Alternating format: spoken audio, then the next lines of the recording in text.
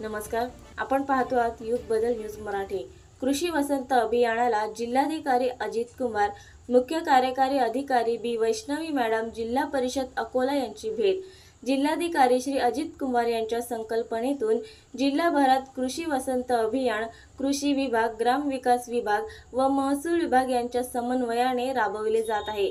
सदर कार्यक्रमांमध्ये घरगुती बीज प्रक्रिया, प्रात्यक्षिक मोहीम राबवणे, बीबीएफवर सोयाबीन पिकाची पेरणी याबाबत मार्गदर्शन करणे, शाश्वत सिंचन सुविधा निर्माण करणे, विविध नाविन्यपूर्ण पिकाचे प्रात्यक्षिकाबाबत मार्गदर्शन करणे, अन्न प्रक्रिया, फळ प्रक्रियाबाबत मार्गदर्शन करणे, 100% पीएम किसान लाभार्थ्यापर्यंत पोहोचणे, नाविन्यपूर्ण पिकाची माहिती शेतकऱ्यांपर्यंत पोहोचवणे, शेतकरी ते ग्राहक भेट शेतमाल विक्रीबाबत मार्गदर्शन करणे, मग्रा रोह्य अंतर्गत सन 2024-25 मधील सिंचन विहीर सोबत शेतकऱ्याला विहीर तिथे फळबाग व ठिबक देणे, नाडेप कंपोस्टचे युनिट तयार करणे, प्रधानमंत्री सूक्ष्म खाद्य उन्नयन योजना PMFME अंतर्गत लाभार्थी निवड करणे, एकंदरीत येत्या खरीपाचे शिस्तबद्ध नियोजन करून शेतकरी बांधवाच्या उत्पन्नात भर घालणे असा उद्देश घेऊन माननीय जिल्हाधिकारी महोदय यांनी